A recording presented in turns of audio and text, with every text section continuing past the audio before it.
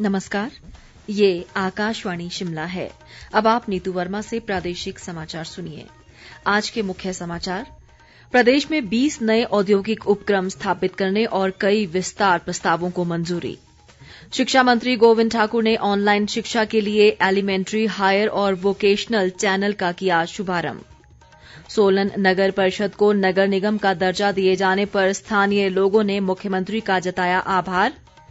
और मंडी में बनेगा प्रदेश का पहला सरकारी क्षेत्र का मॉडल नशा मुक्ति व पुनर्वास केंद्र। कोविड-19 महामारी के खिलाफ देश एकजुट होकर लड़ रहा है। आप भी हमारे साथ सुरक्षा और बचाव के 3 आसान एहतियाती उपायों का संकल्प लें। कोविड-19 से बचाव और सुरक्षित रहने के 3 उपाय। मास्क लगाएं, 2 गज दूरी है जरूरी, सुरक्षित दूरी रखें, हाथ और मुंह साफ रखें।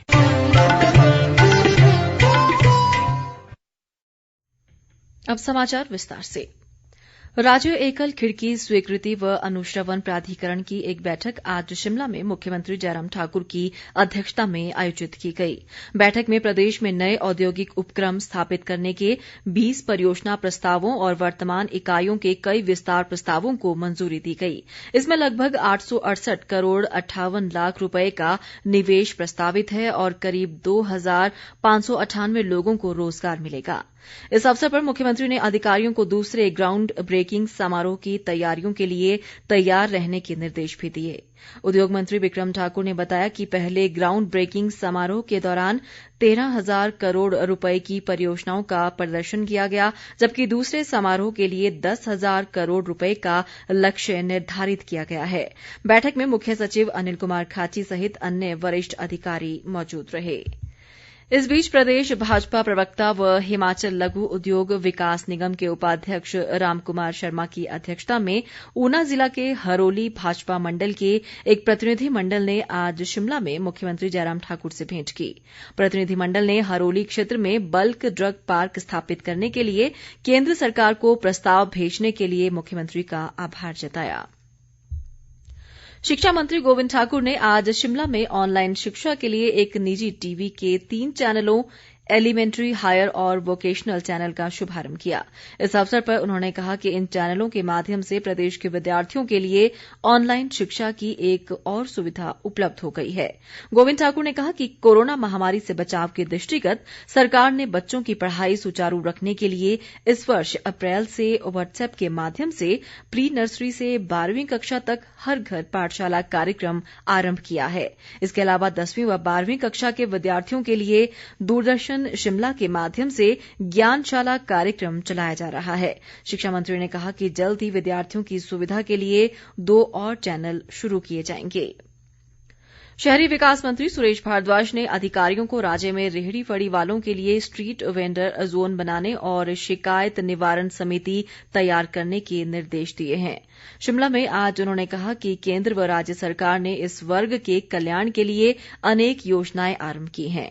भारद्वाज ने चिन्हित रेहड़ी फड़ी वालों को अनुकूल वातावरण उपलब्ध करवाने के लिए उपायुक्तों की अध्यक्षता में जिला स्तरीय समितियों के गठन की आवश्यकता भी बताई। स्वास्थ्य मंत्री राजीव सैजल ने आज सोलन जिले में कसौली विधानसभा क्षेत्र के धर्मपुर व परवाणू में हिमाचल गृहिणी सुविधा योजना के 261 पात्र लाभार्थियों को रसोई गैस कनेक्शन वितरित किए। इस अवसर पर उन्होंने कहा कि क्षेत्र में अब तक इस योजना के तहत 2300 से अधिक गैस कनेक्शन प्रदान किए जा चुके हैं। सैजल ने कहा कि प्रदेश सरकार ने समाज के हर वर्ग को लाभान्वित करने के लिए अनेक योजनाएं शुरू की हैं। ऊर्जा मंत्री सुखराम चौधरी ने कहा है कि औद्योगिकीकरण को और अधिक बढ़ावा देने के लिए प्रदेश का वातावरण उचित है। ये बात आज उन्होंने शिमला स्थित बिजली बोर्ड के मुख्यालय में एक समीक्षा बैठक की अध्यक्षता करते हुए कही।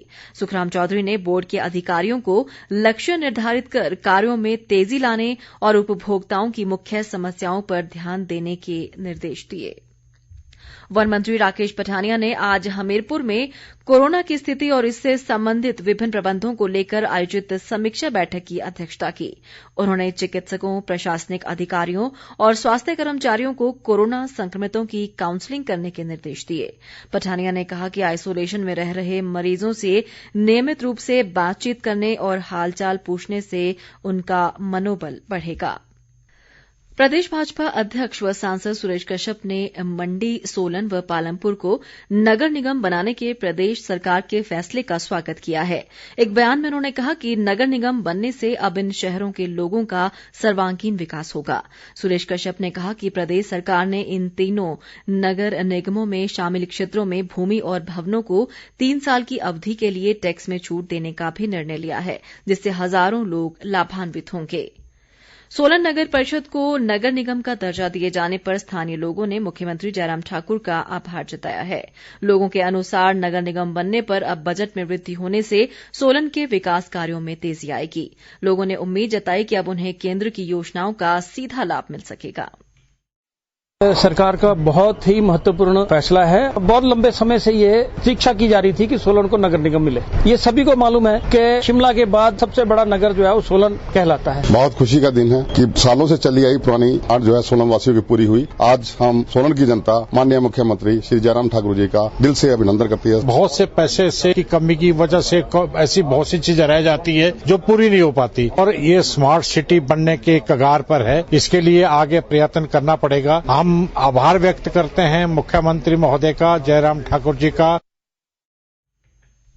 मंडी शहर के साथ लगते रघुनाथ का पधर में प्रदेश का पहला सरकारी क्षेत्र का मॉडल नशा मुक्ति और पुनर्वास केंद्र स्थापित किया जाएगा। स्टेट मेंटल हेल्थ के मुख्य कार्यकारी अधिकारी संजय पाठक ने आज इसके लिए चयनित स्थल का निरीक्षण किया। बाद में पत्रकारों से बातचीत में उन्होंने कहा कि वर्तमान में इसके निर्माण पर करीब 30 लाख रुपए खर्च होंगे और यहां 25 मरीजों को रखने की व्यवस्था होगी। संजय पाठक ने बताया कि प्रदेश में स्थापित 70 नशा मुक्ति व पुनर्वास केंद्रों का संचालन एनजीओ के माध्यम से किया जा रहा है। केंद्र सरकार के सूचना और प्रसारण मंत्रालय की विभिन्न इकाइयों की अंतर मीडिया प्रचार समन्वय समिति IMPCC की एक बैठक आज शिमला में आयोजित हुई। पत्र सूचना कार्यालय शिमला द्वारा कोविड-19 उचित व्यवहार पर आयोजित इस बैठक की अध्यक्षता पत्र सूचना कार्यालय चंडीगढ़ की अपर महानिदेशक देवप्रीत सिंह ने वीडियो कॉन्फ्रेंसिंग के माध्यम से की। उन्होंने कहा कि कोविड-19 पर प्रधानमंत्री के जन आंदोलन को मजबूत करने के लिए सभी मीडिया इकाइयों और विभिन्न विभागों के तालमेल की आवश्यकता है। देवप्रीत सिंह ने कोरोना महामारी से बचाव के लिए जन आंदोलन के 3 घटकों मास्क पहनना, सामाजिक दूरी बनाए रखना और हाथों को बार बार धोने के संदेश को आम लोगों तक पहुंचाने पर भी बल दिया। बैठक में सूचना व प्रसारण मंत्रालय की मीडिया इकाइयों के अलावा विभिन्न केंद्रीय और राज्य सरकार के विभागों के 1 दर्जन से अधिक वरिष्ठ अधिकारियों व प्रतिनिधियों ने भाग लिया। प्रदेश में कोरोना संक्रमितों की संख्या बढ़कर 20,898 हो गई है। राज्य में आज अभी तक कोरोना के 81 नए मामलों की पुष्टि हुई है। इनमें मंडी जिला से 28, शिमला से 21, सोलन से 20, हमीरपुर से 7 और कांगड़ा से 5 नए मामले सामने आए हैं।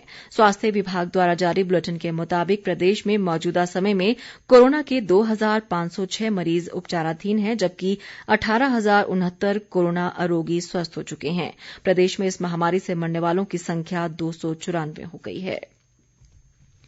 कोरोना महामारी के चलते अंतर्राष्ट्रीय कुल्लू दशहरा इस बार बहुत ही सूक्ष्म रूप में मनाया जा रहा है। भगवान रघुनाथ के प्रथम सेवक व छड़ीबरदार महेश्वर सिंह ने बताया कि दशहरा के दौरान प्रतिदिन भगवान नरसिंह की जलेब निकाली जाती है, जिसमें अलग अलग स्थानों के देवी देवता भाग लेते हैं। ये जो रक्षा चक्र जो है वो आपके रक्षा के लिए नितांत आवश्यक है, इसलिए मैदान का तक नहीं बल्कि सुल्तानपुर तक जाती थी पहले जिले के सारे में रक्षा रहे। ये ढाल और तलवार की बड़ी अहमियत। 2 ही देवता हैं जो जिले में जाते हैं, लक्ष्मी नारायण रैला है और देवता जमदग्नि ऋषि है। लाहौल स्पीति जिले की चंद्रताल झील बर्फबारी के चलते पर्यटकों की आवाजाही के लिए पूरी तरह से बंद कर दी गई है। एडीएम ज्ञान सागर नेगी ने बताया कि बर्फबारी के कारण झील तक पहुंचने का रास्ता खराब हो जाता है, जिससे पर्यटकों को मुश्किलों का सामना करना पड़ सकता है। अंत में मुख्य समाचार एक बार फिर। प्रदेश में 20 नए औद्योगिक उपक्रम स्थापित करने और कई विस्तार प्रस्तावों को मंजूरी। शिक्षा मंत्री गोविंद ठाकुर ने ऑनलाइन शिक्षा के लिए एलिमेंट्री, हायर और वोकेशनल चैनल का किया शुभारंभ। सोलन नगर परिषद को नगर निगम का दर्जा दिए जाने पर स्थानीय लोगों ने मुख्यमंत्री का जताया आभार।